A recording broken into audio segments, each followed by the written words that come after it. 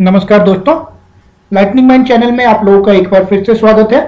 और जो बीसीयू के कॉन्फ़िगरेशन के सेशंस हम पिछले कुछ समय से कंटिन्यू कर रहे हैं, उसी के कंटिन्यूएशन में आज का एक और सेशन है जिसमें हम बीसीयू के कॉन्फ़िगरेशन से रिलेटेड एक और बहुत ही इंपॉर्टेंट टॉपिक जो कि ग्राफिक डिस्प्ले एडिटर के बारे में चर्चा करने वाले हैं। पिछले कुछ सेशंस में हमने देखा है कि डबल पॉइंट सिग्नल्स के कॉन्फ़िगरेशन कैसे किए जाते हैं सीमेंस बीसीयू के अंदर डिक्सी 4 सॉफ्टवेयर की मदद से। उसके अलावा हमने देखा था सिंगल पॉइंट सिग्नल्स के कॉन्फ़िगरेशन कैसे होते हैं, सिंगल पॉइंट सिग्नल्स को ऑटो रिक्लोजर में कैसे हम लिंक करते हैं इंटरनल ऑटो रिक्लोजर फंक्शन के साथ। फिर हमने इंटरलॉक के कॉन्फ़िगरेशंस देखे थे कि कैसे इंटरलॉक को हम लिंक करते हैं कमांड के साथ, और इंटरलॉक के लॉजिक्स कैसे क्रिएट किए जाते हैं सीएफसी में। उसके अलावा हमने 61850 के कॉन्फ़िगरेशन देखे हैं बीसीयू के, और जो काउंटर्स होते हैं उसको कैसे लिंक करते हैं। होपफुली अभी तक के जितने भी सेशंस हैं और उनमें जो भी टॉपिक बताए गए हैं वो आप लोगों को क्लियर होगा, और अगर नहीं है तो आप प्लेलिस्ट में जाकर के वीडियो को देख सकते हैं। दोबारा देखने के बाद आप प्रैक्टिस कर सकते हैं अपने यहाँ पे सॉफ्टवेयर इंस्टॉल करके अपने लैपटॉप में, जो कि ये software free of cost available है सीमेंस वेबसाइट पर। तो वहां से आप डाउनलोड करिए, प्रैक्टिस करिए, और जैसे जैसे आप प्रैक्टिस करते जाएंगे आप कंफर्टेबल होंगे, वैसे ही आपके लिए बहुत आसान हो जाएगा इन सब चीजों को यूज करने के लिए। सबसे इंपॉर्टेंट चीज कि आपके यहाँ पर अगर कोई बीसीयू लगा है तो उसके कॉन्फ़िगरेशन को समझने के लिए। दूसरी इंपॉर्टेंट चीज कि अगर आप चैनल से पहले से जुड़े हुए तो आपको पता ही है कि हर एक वीडियो इंग्लिश और हिंदी दोनों लैंग्वेज में है। आप अपने कन्वीनियंस के हिसाब से कोई भी वीडियो सिलेक्ट कर सकते हैं, कोई भी वीडियो देख सकते हैं, और अगर आपको पसंद आए तो अपने दोस्तों के साथ शेयर भी कर सकते हैं। जो लोग नए हैं, फर्स्ट टाइम देख रहे हैं, उनके लिए यह है कि आप देखिए सेशंस को, और अगर देखने के बाद आपको लगता है कि आपके लिए बेनिफिशियल है, आपके लिए सही है, तो आप चैनल को सब्सक्राइब कर सकते हैं, क्योंकि इसी टाइप के बहुत से अन्य वीडियो आपको इस चैनल पे मिलेंगे जहां पर हम प्रोटेक्शन के बेसिक्स की पहले बात करते हैं। पहले हम बात करते हैं कि डिफरेंट टाइप्स के प्रोटेक्शंस क्या होते हैं, उसके थ्योरेटिकल कंसेप्ट्स, और फिर हम उसको प्रैक्टिकल इंप्लीमेंट करते हैं सॉफ्टवेयर की मदद से। तो आइए अब बहुत ज्यादा समय न खराब करते हुए आज के सेशन की शुरुआत करते हैं। और आज के सेशन के लिए भी जो हमारा ये प्रोजेक्ट है वो सेम प्रोजेक्ट है जो हम पहले से कंटिन्यू करके चल रहे हैं डेमोन्स्ट्रेशन के अंदर। और अभी तक में जो भी चीजें आपको पता ही है, प्रोजेक्ट अब मैंने ओपन कर रखा है डिक्सी में, तो आपको पता है कि हम सेटिंग्स के अंदर जाते हैं, और अभी तक जो भी चीजें वो हमने मास्किंग आईओ में देखा था। आज के लिए जो टॉपिक हम करने वाले हैं वो ग्राफिक डिस्प्ले एडिटर से रिलेटेड है, और वो आपको आएगा default display and control display में।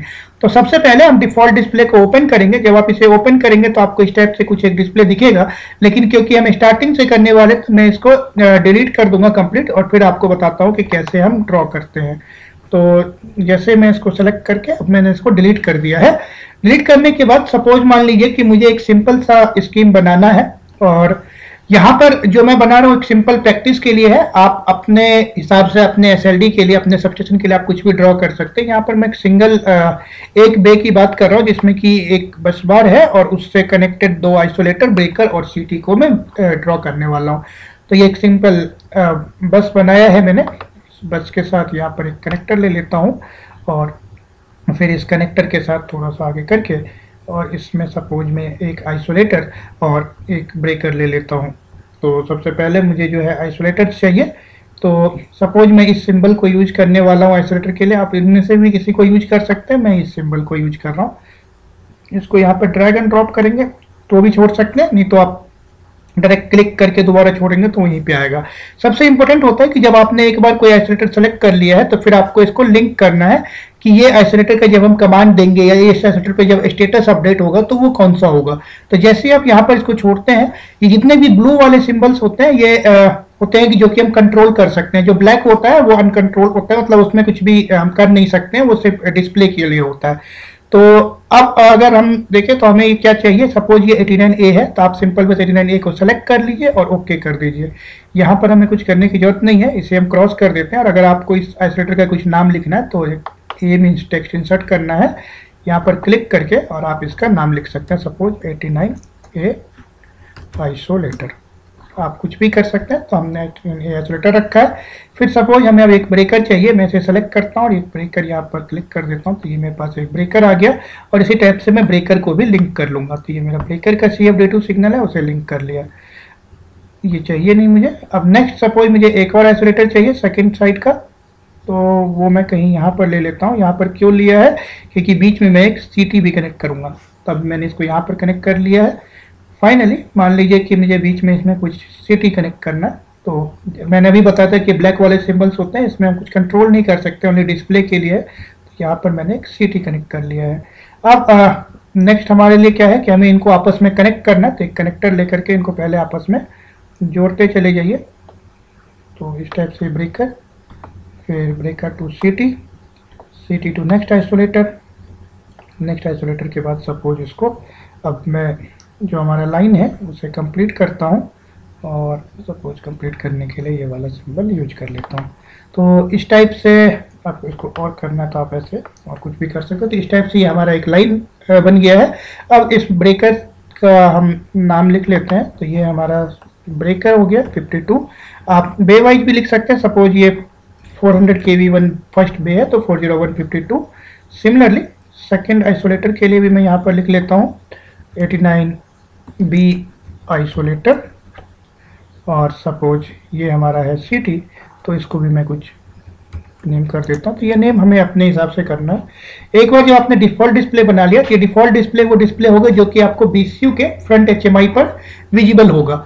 सेम टाइप से अब हमें कंट्रोल डिस्प्ले भी बनाना है। कंट्रोल डिस्प्ले बनाने के लिए सबसे पहले तो आप डिफॉल्ट डिस्प्ले को सेव कर लीजिए, और सेव करने के बाद अब आपके पास यहाँ पर ऊपर से देखेंगे तो दो ऑप्शन आएगा। एक आएगा open default display, open control display. Second option है, आप यहीं से क्लिक करके जा सकते हैं। ये डिफॉल्ट डिस्प्ले के लिए, एक कंट्रोल डिस्प्ले के लिए।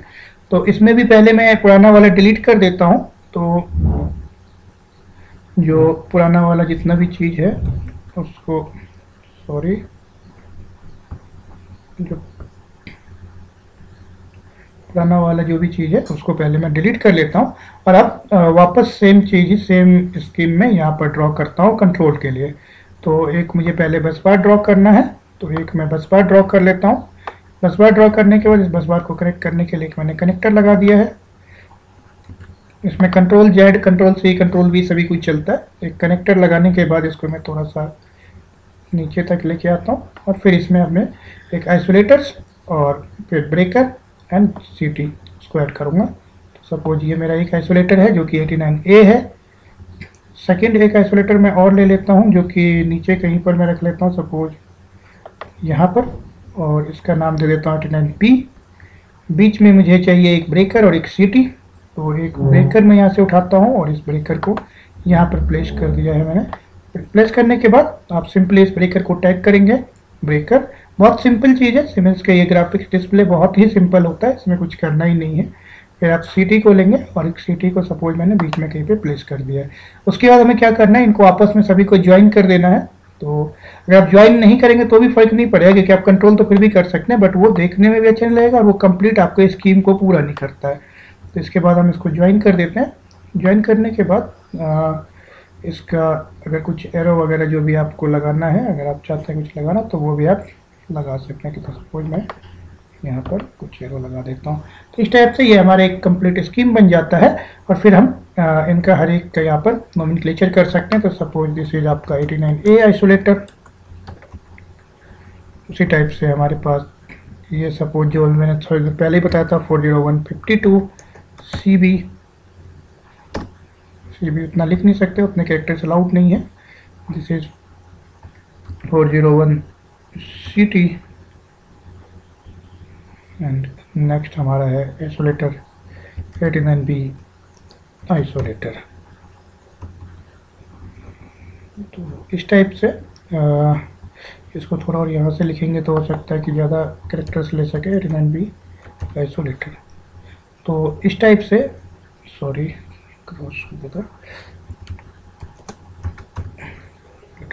तो इस टाइप से हमने देखा कि कैसे ड्रॉ करते हैं डिफ़ॉल्ट डिस्प्ले और कंट्रोल डिस्प्ले। एक बार आप इसे ड्रॉ करने के बाद सिंपली आपको सेव करना है, और सेव करने के बाद हमें कुछ नहीं करना। आप यहाँ पर आएंगे बाहर, इसको सेव कर लीजिए, और सेव करने के बाद आप डायरेक्टली डिक्सी टू डिवाइस करके और इसको डिवाइस के अंदर सेंड कर सकते हैं।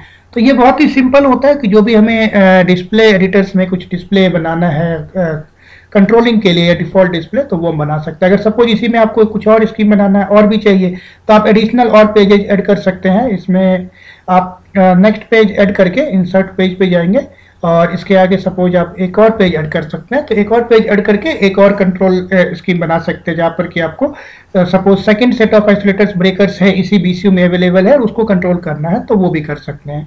तो ये बहुत ही सिंपल कंसेप्ट होता है, बहुत ही आसानी से आप ड्रॉ कर सकते हैं। नॉर्मल ड्रॉ करने के लिए तो पेंट जो आपका एमएस पेंट होता है उसी टाइप से ड्रॉ हो जाता है सेम। बस आपको लिंक करना है, लिंक करते समय बस ध्यान रखना है कि आप जो आइसोलेटर को जो सेलेक्ट कर रहे हैं वो आपका प्रॉपर होने। तो ऐसा भी हो सकता है कि आप सपोज मान के चल रहे कि 89A आइसोलेटर है बट आपने सेलेक्ट 89B कर दिया है, तो जब आप कमांड देंगे तो वो गलत कमांड एग्जीक्यूट होगा, गलत आपको स्टेटस और कमांड गलत एग्जीक्यूट होगा तो डेफिनेटली स्टेटस भी गलत आएगा।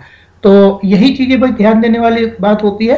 तो बीसीयू से रिलेटेड जो भी बेसिक चीजें हैं वो हमने अभी तक के सेशन में कवर कर लिया है और आज के सेशन को हम यहीं तक रखेंगे। मिलेंगे नेक्स्ट सेशन में जहां पर हम बात करेंगे बीसीयू के कुछ जनरल सेटिंग्स के बारे में, कि बीसीयू की कुछ सेटिंग्स जो कि हमसे रिलेटेड है और उनके क्या इंप्लीकेशंस होते हैं, वो सेटिंग्स क्या होता है। होपफुली आज के सेशन में जो भी बताया गया है वो आपको क्लियर होगा। और अगर आपको कंटेंट अच्छा लगा हो, अगर आपको जो आज के सेशन में बताया गया है वो समझ में आया और आप लगा हो कि ये यूजफुल है, तो आप अपने और दोस्तों के साथ शेयर कर सकते हैं जिससे ज़्यादा से ज़्यादा लोग इन सब कंसेप्ट के साथ अवगत हो सके।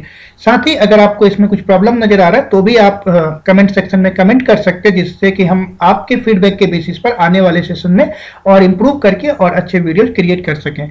तो मिलेंगे नेक्स्ट सेशन में बीसीयू से रिलेटेड ही एक और टॉपिक के साथ। तब तक के लिए thank you and good bye.